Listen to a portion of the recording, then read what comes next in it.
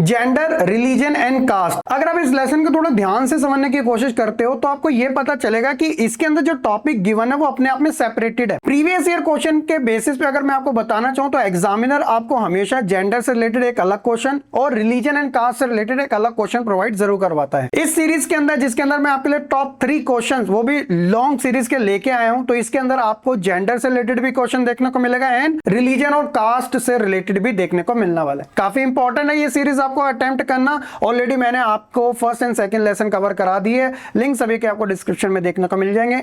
चलिए शुरू करते हैं आज की इस वीडियो को बिना किसी देरी के साथ।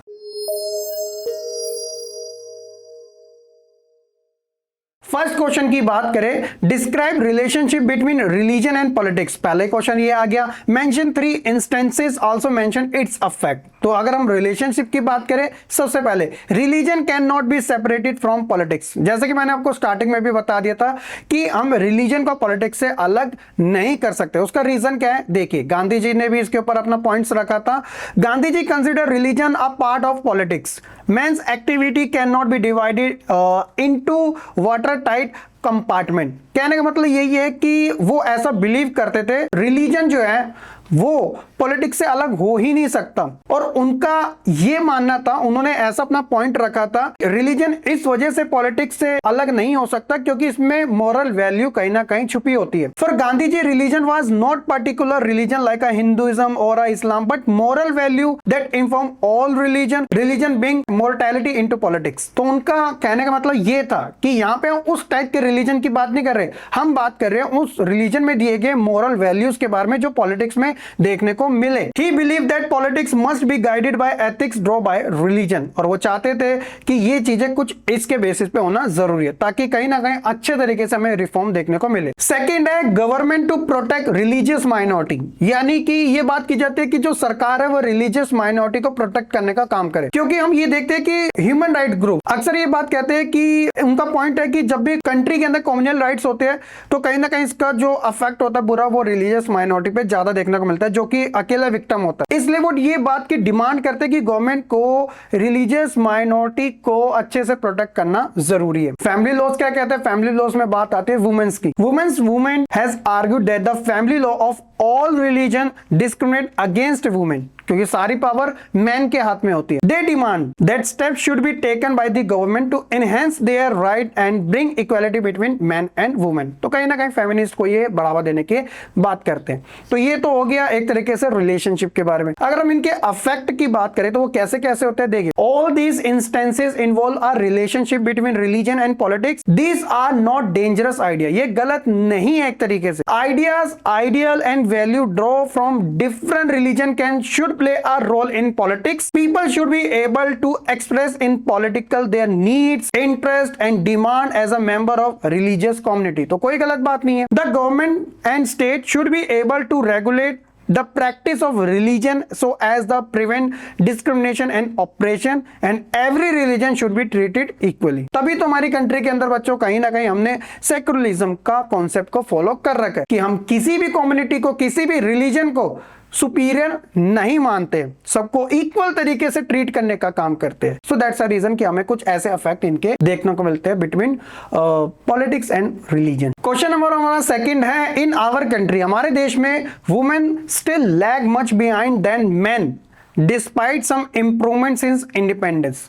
कहा जा रहा है कि हमारे देश में अभी भी जो वुमेन्स है वो मेन के कंपैरिजन में काफी पीछे और कुछ ऐसे इंप्रूवमेंट करने की भी जरूरत है जो हमें सिंस इंडिपेंडेंस यानी कि स्वतंत्रता से अभी तक नहीं देखने को मिल रहे हैं, या आप कह सकते हो स्लोली देखने को मिल रहे हैं। क्या कारण है कि वुमेन इतना पीछे है मेन के कंपेरिजन में, लेट्स सी। सबसे पहले हम बात करते हैं यहाँ पे लिटरेसी रेट की। लिटरेट पर्सन कौन होता है, जो पढ़ना जानता हो, लिखना जानता हो, कुछ कैलकुलेशन करना जानता हो। क्वालिफिकेशन यहाँ पे मैटर नहीं करती, बस मैटर करता है कि वो कितना पढ़ सकता है, लिख सकता है, कैलकुलेट कर सकता है। तो अगर हम इंडिया की लिटरेसी रेट की बात करें बिटवीन मैन एंड वुमेन, तो देखिए the literacy rate among women is only 65.46%, वो भी 2011 की सेंसस के अकॉर्डिंग। और अगर हम इसे कंपेयर करें मैन के साथ तो आप देखोगे मैन की जो लिटरेसी रेट है 2011 की सेंसस के अकॉर्डिंग वो 82.14% के समथिंग है, काफी ज्यादा आगे, ऑलमोस्ट 15 to 16% के समथिंग।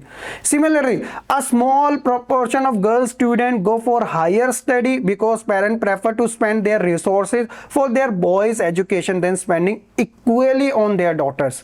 ये भी देखा जाता है कि ज्यादातर जो पेरेंट्स होते हैं, अगर बात आती है एक तरीके से खर्च उठाने की, एक्सपेंडिचर की, तो ज्यादातर जो फैमिलीज है वो सन यानी कि मेल के ऊपर ज्यादा इन्वेस्ट करने का काम करती है एज कंपेयर टू फीमेल। तो एक ये भी रीजन हो सकता है कि कहीं ना कहीं लिटरेसी जो रेट है वो वुमेन का काफी कम है एज कंपेयर टू मेन। दूसरा बात करते हैं अनपेड वर्क की। क्या कहा जा रहा है? The proportion of women among the highly paid and valued job is still very small. और हम देखें जब हाई जॉब्स की बात की जाती है तो वहां पे वुमेन का रिप्रेजेंटेशन जो होता है वो काफी ज्यादा कम देखने को मिलता है। तो on an average the Indian women works 1 hour more than an average man every day. एक एवरेज के बेसिस पे कि वुमेन 1 घंटा ज्यादा काम करती है as compared to man, but most of them are not paid equally. फिर भी उन्हें इक्वल तरीके से पेड यानी कि सैलरी नहीं दी जाती, and therefore their work is often not value. यहां तक कि उनके काम को भी इतनी ज्यादा वैल्यू नहीं प्रोवाइड कराई जाती। सेक्स रेशियो की अगर हम बात करें, in many parts of India parents prefer to have sons. वो चाहते हैं कि लड़का ही हो, and find way to have the girl child aborted before she is born. और पैदा होने से पहले बच्चे का अबॉर्शन करवा दो। अक्सर हमें ये मेंटेलिटी देखने को मिलती है। This has led to decline in the child sex ratio. अगर सारे ही मैन की बात करेंगे यानी कि मेल की बात करेंगे तो इससे जो सेक्स रेशियो होता है मैन एंड वुमेन का वो भी काफी डिक्रीज हो जाएगा। The number of girl child पर 1000 ऑफ बॉयज के अकॉर्डिंग देखें तो वो नियरली एक तरीके से 940 के आसपास हमें देखने को मिलती है। हालांकि प्रेजेंट डेटा के अकॉर्डिंग ये थोड़ा अबव भी हो चुका है। एक तरीके से ग्रेट इनिशिएटिव है वुमेन एम्पावरमेंट को आगे बढ़ाने का, इससे भी हम इग्नोर नहीं कर सकते इन चीजों को। डोमेस्टिक वायलेंस की बात की जाए तो आज चाहे वुमेन्स कितनी भी तरक्की कर रही हो, लेकिन ये डोमेस्टिक वायलेंस हम ये नहीं कह सकते कि प्रॉपर तरीके से खत्म हो गया। हाँ, ये हम जरूर कह सकते हैं कि रिड्यूस ज्यादा हो चुके हैं एज कंपेयर टू पहले के टाइम में। There are report of various kind of harassment, exploitation and violence against women both urban as well as rural areas have become unsafe for women.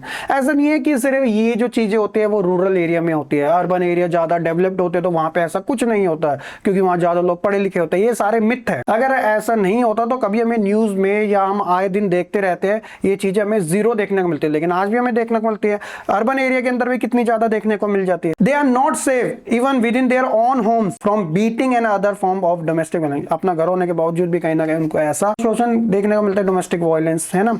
तो इस वजह से ये सारा सिनेरियो अगर आप देखोगे कंक्लूजन के बेसिस पे आप कह सकते हो कि आज भी वुमेन जिस तरीके से तरक्की कर रही हैं तो कहीं ना कहीं अभी भी वो मेन से काफी पीछे है। तो कुछ रीजन हमने इस क्वेश्चन में डिस्कस किए। चलिए नेक्स्ट हम बात कर लेते हैं। State any 4 provision of the Indian constitution which make it's a secular state. ऐसे कौन से 4 प्रोविजन है जो कि इंडिया को एक सेकुलर स्टेट बनाने की कोशिश करते हैं या बनाते हैं? Let's see. सबसे पहले हम बात करते हैं कि इंडिया का कोई भी ऑफिशियल रिलीजन नहीं है। ऑफिशियल रिलीजन तो छोड़ो, ऑफिशियल लैंग्वेज भी नहीं है, मतलब नेशनल लैंग्वेज नहीं है, ऑफिशियल लैंग्वेज तो है, माफ कीजिएगा। देखिए क्या बात की जा रही है। There is no official religion of Indian state unlike the state of Buddhism in Sri Lanka, Islam in Pakistan, Hinduism in Nepal, our constitution does not give a special status to any religion। कहने की कोशिश ये की जा रही है कि जिस तरीके से श्रीलंका में बुद्धिज्म, पाकिस्तान में इस्लाम, नेपाल में हिंदुइज्म इनको ऑफिशियल रिलीजन माना गया है, हमारे कॉन्स्टिट्यूशन के अंदर किसी भी रिलीजन को ऑफिशियल स्टेटस नहीं प्रोवाइड कराया गया।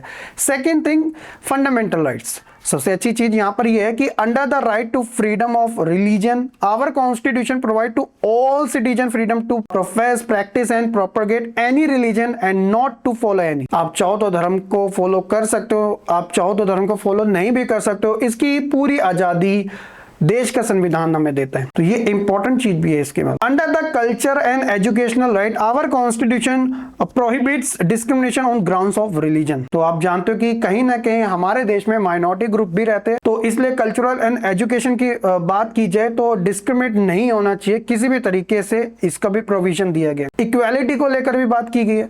The constitution allow the state to intervene the matter of religion in order to ensure equality within a religious community. To ensure equality, untouchability has been banned. तो यानी कि हर एक religion के अंदर state क्या करेगा, इक्वालिटी लाएगा, किसी के साथ डिस्क्रिमिनेट नहीं करेगा कि कोई रिलीजन संख्या में ज्यादा है तो उसको मानने वाले ज्यादा है तो उसको पहले प्रेफरेंस दी जाएगी, जिसके कम है उसको कम प्रेफरेंस दी जाएगी, क्योंकि ये स्टेट का कोई कॉन्सेप्ट नहीं है जो हमारे इंडियन कॉन्स्टिट्यूशन के अंदर मेंशन किया गया है। और अनटचेबिलिटी जिसे हम छुआछूत कहते हैं वो प्रॉपर तरीके से बैन की गई है, जिसमें हम अपर कास्ट लोअर कास्ट सभी रिलीजन के बीच जो देखने को मिलती है इसको छुटकारा दिलाने की कोशिश की गई है। और सबसे लास्ट है intervention of the state within a religious community. The constitution allow the state to intervene in the matter of religion in order to ensure equality within a different religious community. तो state किसी में भी interfere नहीं करेगा, equal तरीके से treat करेगा सभी रिलीजन को। आप देखते हो हमारे यहाँ पे हर एक रिलीजन के अपने अपने फेस्टिवल होते हैं जो पूरे कंट्री लेवल पे बनाए जाते हैं। ऐसे में आप देखते हो कि स्टेट खुद उनको